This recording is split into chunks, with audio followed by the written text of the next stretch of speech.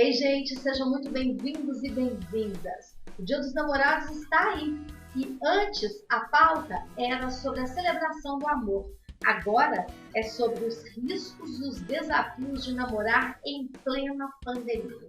Além do cuidado de usar a camisinha, agora também é importante fazer o teste da Covid antes de iniciar um relacionamento. É ou não é? Então, vamos falar sobre isso? O BG de Casa em Casa está no ar.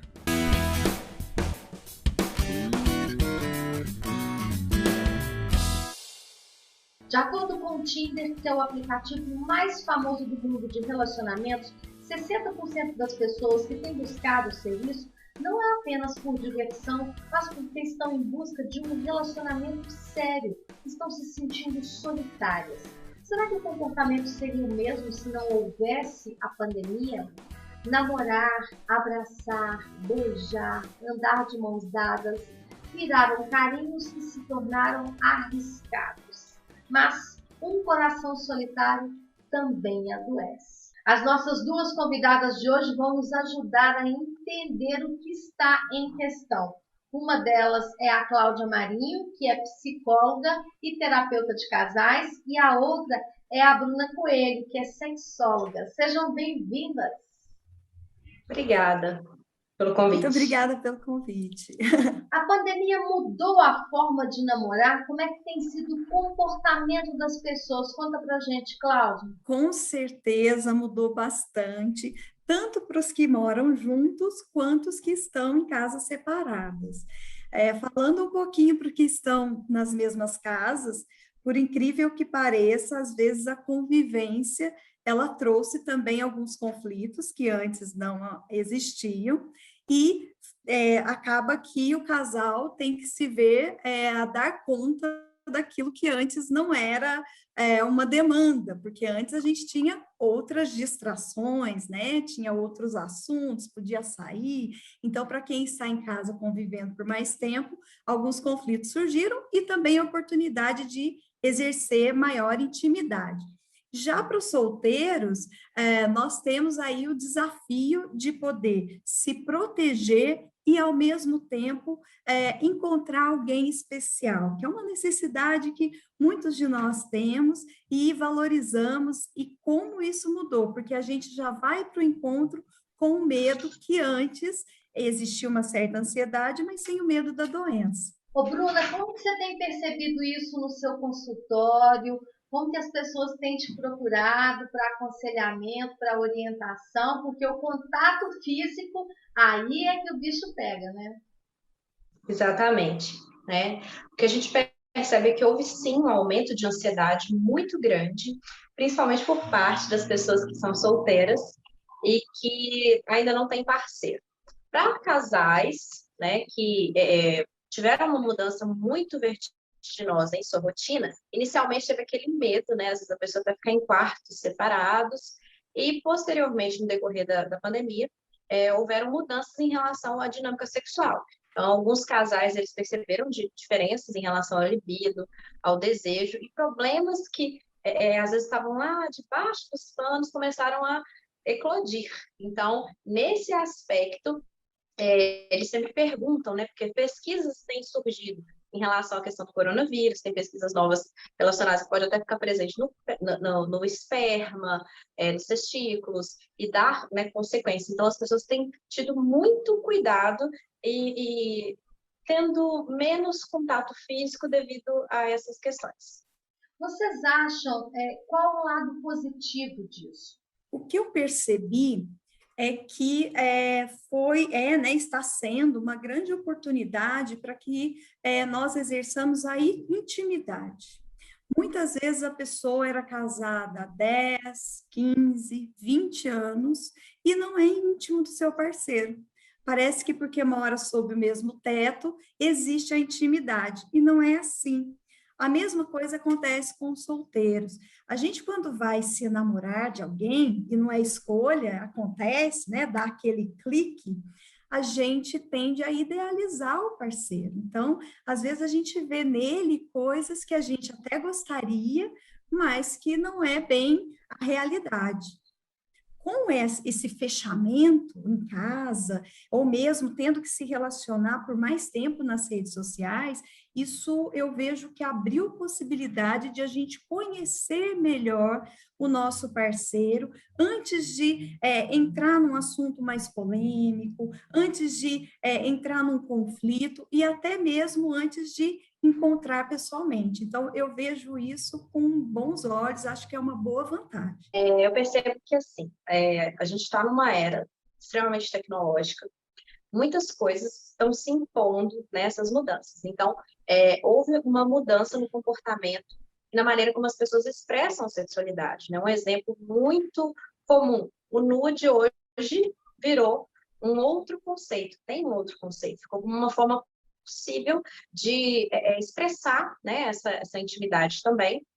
Outro ponto, as conversas relacionadas, né, à questão sexual, ou até mesmo, né, os casais perceberam que existem, sim, possibilidades de comunicar melhor com o seu parceiro, compreender que devido a essa questão, né, por mais que a rotina que a gente tinha antes dava a entender que a gente passava, né, conhecia o parceiro, a gente percebeu que realmente, pelo menos no consultório chega muito, tantas coisas vieram à tona e tantas formas, né, de comunicar, coisas simples que o casal precisa de desenvolver, estão em falta. Então, o que os casais estão tendo mesmo que desenvolver atualmente é muito cuidado com relação à comunicação, uma forma diferente de conhecer, né, o parceiro, e também se adaptar a esse novo momento que houve, né, muita mudança na dinâmica dos casais. Bruno, isso que você falou é muito interessante, porque a gente percebe que nesse momento os aplicativos de relacionamento são uma boa saída, já que não tem aquele tete a tete, olho no olho, como acontece, né, como acontecia nas paqueras. Vamos ver um depoimento? Eu nunca fui fã, né, de aplicativo de namoro. Nessa quarentena eu me rendi, cheguei a instalar alguns aplicativos, mantive algumas conversas. 2 pessoas com quem eu conversei me chamaram a atenção e a gente acabou marcando encontro, almoço, jantar, né? Mas a gente tentou seguir todas as regras de distanciamento, teoricamente, cada um de um lado da mesa, usando máscara na maior parte do tempo. Não prosperaram depois, não teve outros. Para mim, paquerar por aplicativo foi um desafio, talvez a maneira como eu gosto de interagir com as pessoas. Então hoje eu não tenho mais nenhum instalado no meu telefone, eu cancelei e continuo quieta no meu canto, isolada, que eu acho que, assim, pra mim não dá pra paquerar pelo aplicativo. Então, gente, como eu falei logo no início do programa, a pesquisa feita pelo Tinder mostrou que 60% das pessoas que têm buscado os aplicativos desde o início da pandemia, na verdade, estão fazendo isso porque estão se sentindo solitárias, né? Quais os sentimentos que vocês percebem que estão envolvidos neste momento em que a web é esse palco de encontros? Eu acredito que o medo é o principal sentimento. A gente considerando que o medo, ele já é uma emoção que vem com a gente, e é uma emoção que nos protege. O medo, ele é ativado toda vez que a gente está diante de algo que pode ser aversivo para a gente, pode ser amedrontador. E aí a gente pode ou lutar com ele ou fugir daquilo que nos faz mal. Então, acredito que o medo nesse momento é um sentimento que vem muito forte diante do medo de ficar doente, principalmente agora em que as pessoas que estão adoecendo são pessoas mais próximas a nós, antes eram pessoas mais distantes. E, por outro lado, tem uma questão também que é a própria ansiedade do encontro, do conhecer o novo, porque nós não deixamos de ter os mesmos desejos. Para os extrovertidos, talvez tenha sido o maior desafio, porque o que a gente tinha nos extrovertidos? Eles usavam as redes sociais como um meio, geralmente por pouco tempo, e já iam para o encontro. Já os introvertidos, não. eles ficam mais escondidinhos, levam mais tempo para poder marcar aquele primeiro encontro.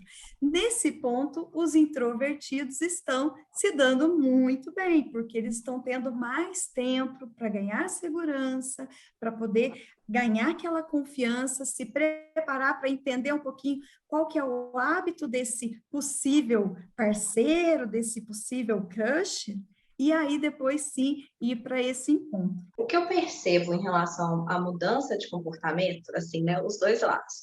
Uns que às vezes tinham dificuldade, né, de flertar. Tem até gente que fala assim, agora eu vou precisar de criar um roteiro, porque a gente pensava que era 40 dias, nossa, 2 anos, um super roteiro, igual de filme, para manter o interesse. Por outro lado, eu vejo que é uma oportunidade, assim, única com relação a desenvolver mais habilidades de comunicação, né? A gente percebe, assim, quanto que, por um lado, né, existe um empobrecimento, às vezes, da comunicação, ou até mesmo, digamos, a mudança que ocorreu, né, com a tecnologia, que perderam algumas coisas de comunicar. Então, essas pessoas estão, de alguma forma, desenvolvendo também habilidades que estão acompanhando essa tecnologia, a mudança do que é possível nesse momento, para que elas se conheçam mais. E alguns casais também, pessoas que fizeram flerte, que era uma coisa assim mais casual, eles estão ficando mais grudadinhos, né? Eu, por exemplo, tenho uma amiga que casou na pandemia, começou tipo uma semana antes e estava plena, feliz, porque, né, encontrou uma pessoa e conseguiu também ter um tempo, e as situações também foram favoráveis para manter um relacionamento mais estável. Que ótimo, Bruna! A gente também tem um caso super lindo para mostrar de um casal que se conheceu durante a pandemia e está juntinho. É depois do intervalo.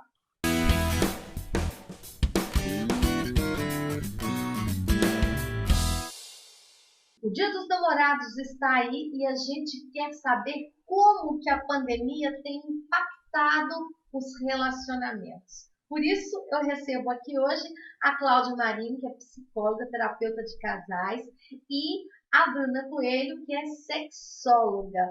Gente, as pessoas estão com medo de iniciar um relacionamento agora em plena pandemia? Tem alguns critérios que são necessários a gente cumprir antes de falar um sim? O próprio Tinder também, lá nos Estados Unidos, se eu não me engano, eles têm, né, quando um marcador para ver se a pessoa tomou a vacina, então é como se fosse um critério, né, interessante, que eu acho que o governo também até utilizou para manter essa referência em relação aos cuidados. Então, das pessoas que eu converso, dos meus pacientes, é sempre isso, né? A pessoa está tomando todos os cuidados, ela está em isolamento, ela, enfim, é uma pessoa que eu consigo realmente confiar, né, a minha saúde, ou quais são as outras formas que eu posso utilizar, né, para manter um contato com essa pessoa, e aí realmente as tecnologias cresceram muito, mas ao mesmo tempo uma certa proximidade. Então, tudo isso vai depender de quão criativo a gente é e como a gente utiliza a comunicação de uma forma assertiva. Cláudia, eu penso que assim, até o comportamento da pessoa ser mais ousado deixa a gente até com o pé atrás um pouco, né? Isso, bem lembrado, Daniela, porque assim, esses cuidados que nós estamos falando antes de ir ao encontro, eles são tomados por pessoas que são responsáveis, são pessoas que são cuidadosas, que se utilizam da empatia, de se colocarem aí no lugar das outras pessoas. Eu posso não conviver com um idoso, mas de repente meu parceiro convive. Então, as pessoas que têm esse senso de responsabilidade, elas com certeza estão tomando esse cuidado. Já, infelizmente, quando a pessoa é mais ousada, ela coloca à prova, né? É interessante que tem pessoas que têm alto comportamento de risco, não só na pandemia, mas é em risco em tudo. São pessoas que a gente vê se desafiando o tempo todo. Tem aí implicações até de ordem inconsciente. Vou mostrar um caso muito lindo, que é de um casal que se conheceu durante a pandemia e estão juntinhos. Eu conheci o Pedro por meio de uma amiga em comum, mas aí a gente começou a ter uma coisa assim, além de amizade, foi bem no começo da pandemia, assim, foi tipo abril de 2020. A gente começou a curtir umas fotos no Instagram do outro e aí, tipo, começar meio puxar aquele papo, aquela coisa assim e tal. A gente ficou uns 2, 3 meses só conversando, tipo, virtualmente, assim, naquela ânsia, né, naquela coisa de querer encontrar e tal. E aí eu lembro direitinho que quando ele veio para Belo Horizonte, assim, quando ele decidiu voltar para cá, mudar de cidade e tal, foi toda uma questão, porque ele chegou e aí a gente teve que esperar, tipo, 14 dias para se encontrar e a gente tava, tipo, na mesma cidade, tinha toda aquela confusão, assim, sabe? Aquele medo e tal. Quando eu ia sair de casa, eu sempre ficava preocupado, porque eu moro com a minha mãe. E aí, tipo assim, eu acho que as coisas, querendo ou não, elas aceleraram de uma forma...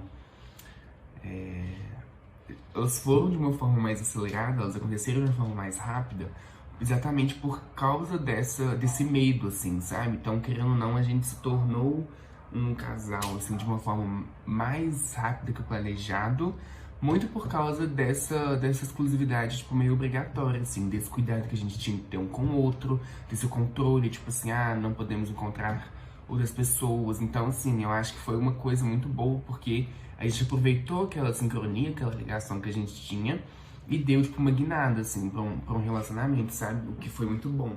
Depois de um exemplo bonito desse, vamos falar um pouquinho mais de sexo.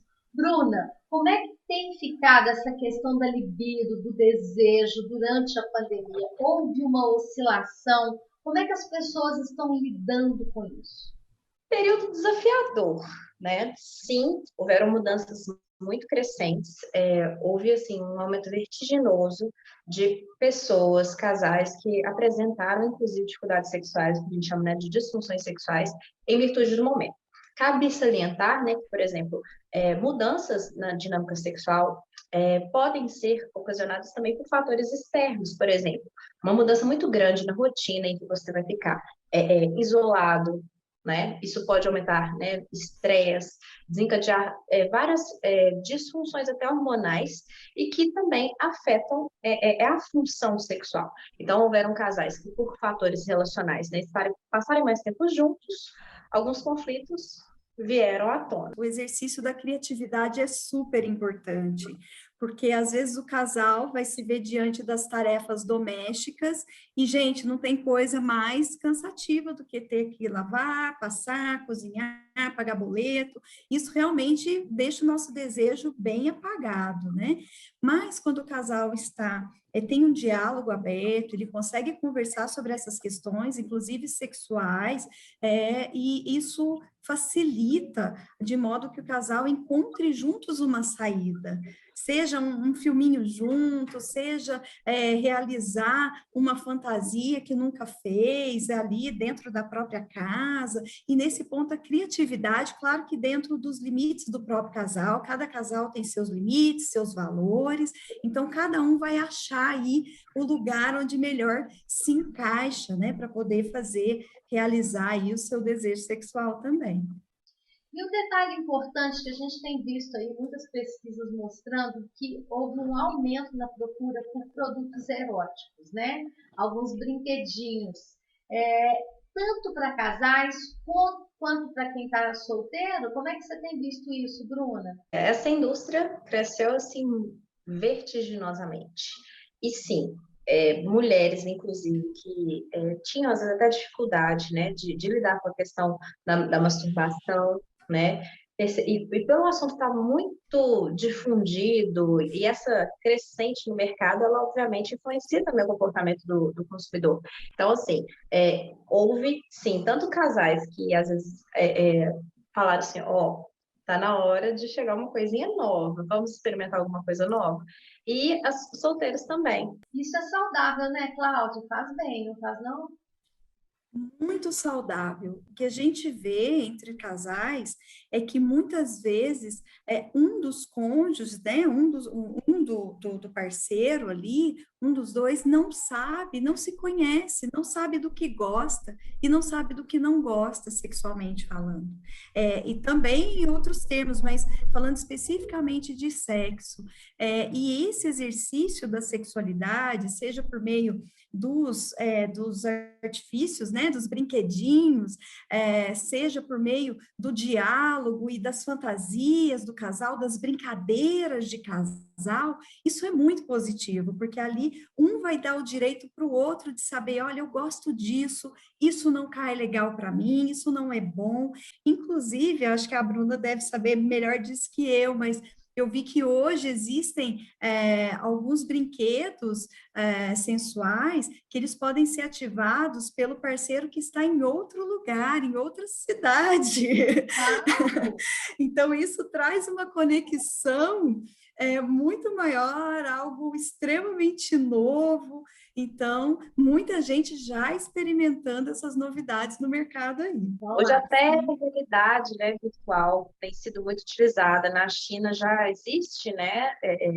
Na verdade, até em alguns canais, a pessoa poder usufruir de experiências, né, 3D, em realidade virtual, e que tem realmente um efeito, né? Porque a gente tem que lembrar assim, quando a gente tem alguma atividade sexual, quando a gente está em contato com alguma imagem que nos ativa eroticamente, a gente está lá trabalhando com a nossa hipófise, né? Liberando dopamina, ou seja, fisiologicamente a gente vai ter reações tais quais numa relação sexual comum, né? Então, assim, vai haver essa mudança de paradigmas, claro que existem as preferências, mas ao mesmo tempo, né, a tecnologia está sempre aí oferecendo, às vezes, soluções ou até mesmo possibilidades, né, que as pessoas vão se adaptando conforme as circunstâncias. Adorei! Agora eu vou chamar a jornalista Angélica Rod. Ela acaba de lançar um livro e tem tudo a ver com o que a gente está falando aqui. Ele se chama Era Quase Amor. Fala aí, Angélica. Ei, Dani, que prazer imenso estar aqui no Brasil das Gerais com você, seus convidados, seus telespectadores. Olha só, eu acabei de lançar o livro Era Quase Amor. E como amanhã é Dia dos Namorados, não tem data melhor para a gente falar sobre isso, né? Sobre o amor, sobre os relacionamentos. E em época de pandemia fica tudo muito mais difícil, né? Os casais estão tendo que viver, os casados, né? Estão tendo que viver muito tempo juntos. Isso tem sido um grande desafio. Também tem sido um desafio para aqueles casais que estão namorando. Tem que viver longe, não podem sair, não podem passear. E aqueles que estão solteiros? Não podem paquerar, não tem, né, como sair e conhecer outras pessoas. Então, é um momento de desafio também para as pessoas que estão aí vivendo o amor. Então, está aí para vocês, Era Quase Amor, e um beijo para você e para todos os seus telespectadores. Tchau. Angélica, um beijo para você, sucesso com o livro. E eu quero saber da Cláudia e da Bruna, agora para a gente encerrar o programa, que mensagem que vocês podem deixar para os casais e também para os solteiros que estão a fim de um chamego, como que vocês aconselhariam uma boa forma de curtir esse Dia dos Namorados? Solteiros, vou começar pelos solteiros. Tenham paciência, é passageiro, mas tenha paciência. Abra sua mente para novas possibilidades de você explorar um pouquinho outras formas de se comunicar e de ter contato com pessoas que também geram, né, um novo caminho. E, principalmente, é um momento também de autoconhecimento, né? A gente se lidar com a nossa solitude também é um convite para a gente ter esse contato, que também é bom. Para os casais, exerçam muito uma linguagem erótica, não, uma linguagem afetiva, que seja clara para o seu parceiro.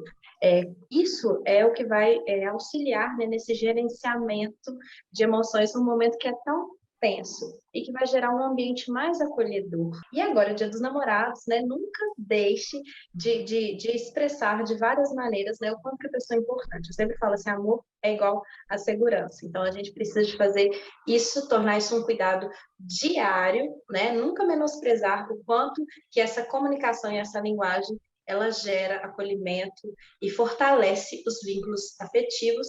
E óbvio que a parte sexual vai ser muito bem beneficiada se vocês fizerem isso. A mensagem que eu deixo principalmente para quem está procurando aí um parceiro, uma companhia, é que antes de ir para esse encontro, se cuide, se dê o direito de conhecer um pouquinho melhor essa pessoa antes de ir para o encontro. Eu acho que isso, inclusive, pode ajudá-lo numa escolha que seja uma escolha que traga maior satisfação para você, seja ela qual for que você busca. Para os casados, lembrar o seguinte, né? Estamos todos sob um estresse muito grande, não dá para nós considerarmos que estamos numa mesma situação, numa situação comum. Então, qualquer reação que venha do outro, ela pode estar sendo potencializada, ela está crescida. Então, a gente precisa entender, se colocar um pouquinho no lugar do outro, abrir o diálogo franco, e diálogo franco não significa falar o que vem na cabeça, mas falar com respeito para o outro, e com certeza, se houver esse diálogo, vocês vão chegar aí num ponto de equilíbrio. E lembrar que, como uma plantinha, o amor tem que ser regado todos os dias. Essa história de que o amor acontece do nada, não, ele é uma plantinha que tem que ser cuidada, tem que ser cultivada. Espero que todos tenham muita saúde aí, que cultivem as suas plantinhas. É investimento, né? Obrigada, Cláudia. Obrigada, Bruna. Adorei essa conversa tão amorosa. Ó, um beijo imenso para todo mundo. Se cuidem, usem máscara, mantenham o distanciamento, usem álcool em gel, usem camisinha, façam o teste do PCR, mas se amem. Ó, beijo, tchau. Laços de ternura